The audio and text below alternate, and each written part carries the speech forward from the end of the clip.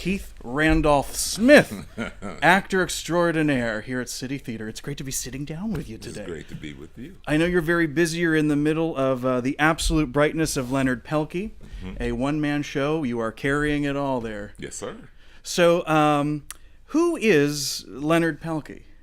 Leonard Pelkey is a 14-year-old boy who is very, shall I say, free.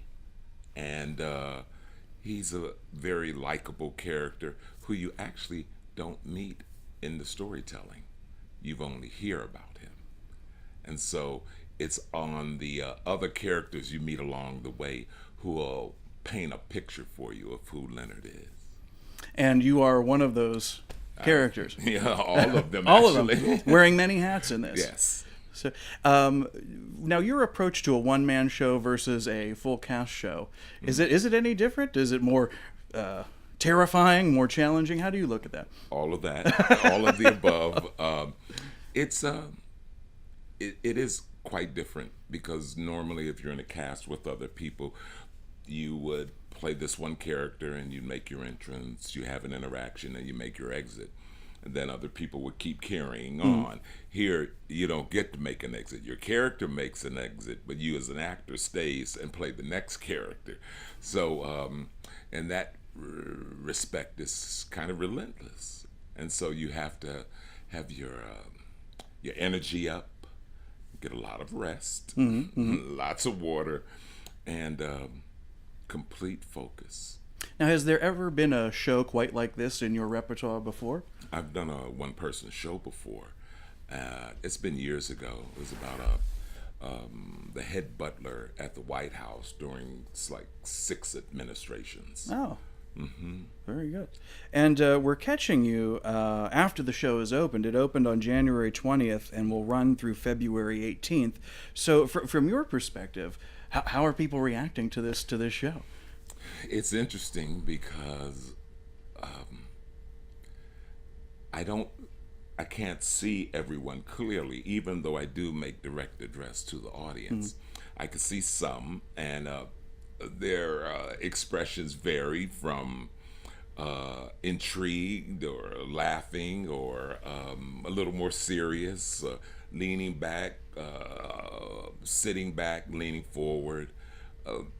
It's an interesting mix of telling a story, being in the story, then looking out and actually seeing their reactions. And it's fun. That's the fun part of it. And it's a very intimate space here, which is great for a show like this. And to hear that beautiful voice of yours carry right out over us. People must compliment you all the time on your voice.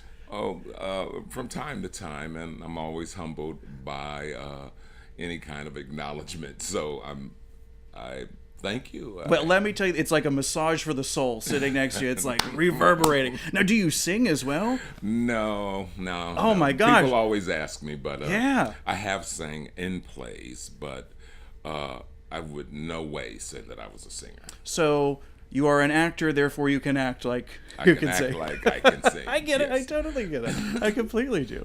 But I think we were getting ripples in our martinis as you were talking. It's very beautiful. So do you feel that, working on this piece, and I don't want to give too much away about, what happens in it, but it is some heavy emotional material. Do you feel that it has affected you in any way or changed your perspectives on anything? Maybe added to my perspectives in the way that I do believe in fairness and justice, and it's just reinforced that for me, that we should treat people as individuals on their own merit and not based on some preconceived notion we may have of who they might be. Very good. And I hope that maybe some of our audience members will take that away too. I hope so. When they come, that's one thing I hope they do. It's like judging books by covers is really misleading, taking you down an interesting road that may have nothing to do with the content. Now, we were chatting earlier about the where we're both from, and Yes. you hail originally from Ohio, but you've been Cleveland. but you've been in New York City for the past roughly 30 35 years. 35 years. And I imagine, given your talents, you're working pretty steadily there and One having a can good only time. knock on wood and pray that you do well at the auditions that you get. Yeah. Well, thinking back, what can you remember is probably maybe your first theatrical experience? Maybe what inspired you to become a performer, or maybe the first time that you gave it a shot and realized, hey, I can do this. I was attending a community college, Cuyahoga Community College in Cleveland, the Metropolitan campus, and I was majoring in journalism, media, and I kept walking past the theater building, and I was like, I wonder what happens in there. And they had a sign up for auditions for Marshall Norman's, the playwright, play Getting Out. And so I went to the bookstore, bought the script, never read a script in my life. And so I'm like, that might be interesting. But every day I saw the audition notice, I wouldn't go in because I was scared. And so it was the last day. One day I walked out, I'm like, okay, it's either do or die. You gotta go in. Yeah. And so I went in, got cast, and after the play, I changed my major to theater. Wow. And just kept pursuing it after that. It had But quite an impression on you, Yes, one it would did. say. I got bitten by the acting and theater bug. Now, that's the second time that we've mentioned auditions, but in relation to New York, what is the scene right now in New York City for the working actor? Ooh, it's a very deep talent pool. So you're not usually auditioning with a handful of people. It's hundreds, Right. literally, and all very well trained from different programs like Point Park or Carnegie Mellon, but from all over the country also, and different varying levels of experience. You walk in, you have your 5 minutes, and you do the best you can, prepare the best you can, and then you walk out and hope that you show them something that they hadn't seen or something that they're interested in, and they call you back and whittle down the pool to a smaller number, and then you go back in, and then you hope and pray. And now this is your second endeavor with the City Theater. Yes. Here in Pittsburgh. Audiences may remember you from Sunset Baby, is that correct? Baby, Dominique Morisseau. So I think we are very proud and pleased to have a theater like City Theater here in Pittsburgh. So what is your opinion of this particular theater as compared to maybe other theaters you worked with in New York, for example? Well, this theater gives a lot of love to new plays and new playwrights, and that's my favorite thing to do, to work on a new play by up-and-coming playwrights, by established playwrights. But with the new play, it's like someone has given you some content, and they've given you a destination and a starting point, but you are going to find the route to get there. Designers, directors, the playwright, and together you take a road trip. And twice now. Yes. So if they asked you back again, would you come back? Yes, I would. I love this theater. It's one of the better theaters in the country, for the type of work they do. I've seen main stage shows here, and I've always been impressed by the technical ability of the staff, the love and care of the administration, and the talent pool. I fall in love with these actors when I see them here.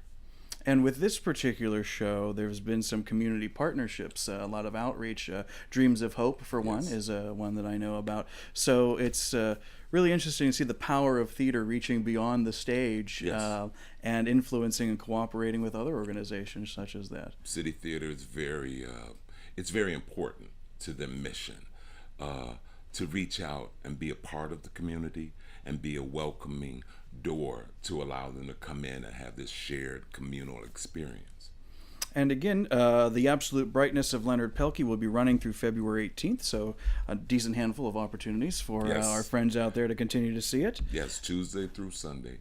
different times. So there will be a time that you can make it. It won't just, oh, I can only come. No, different times. There So are no excuses, I No think, is excuses. what you're trying to say. absolutely, yes. Now, do you find anything changes from show to show?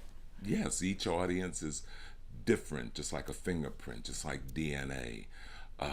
You get a room full of sometimes friends, people come together, but a room full of strangers that sit in the dark to watch a worker work in the light, and they have this shared experience of, I guess, what it means to have a human experience, and it makes them think, it makes them feel things, makes them see things in a different way, get a different perspective. You know what I mean? So each one is different. Like last night, they were they were a little more vocal than the other shows as far as laughing, different, sounds. But they were very receptive, and I was very grateful for them. They could come back tomorrow. Oh, okay. We'll let them know. So, to what degree do things like that, or the intimacy of a space like this, affect your performance? It makes you feel a kinship with them. It's like, I like to imagine I'm like at home, and which the set is set in the character's a home, and I've invited or we've invited a number of friends over, and we're sharing a story with them, and it's very intimate because the size of the theater makes it intimate. At most, it's 4 rows deep, so everyone has a great seat. Everyone can hear everything without straining, and conceive, very, very well. And it doesn't feel like I'm here, they're there. It feels like they're all around me. We are here. Yeah, we are here. And I think to create that experience in a room anywhere in this day and age is really something spectacular. That's very true, very true. So no excuses for missing the absolute brightness of Leonard Pelkey, starring our friend Keith Randolph Smith here at City Theater. Congratulations on the rest of your run. Break a leg. Thank you. You're welcome. You're welcome.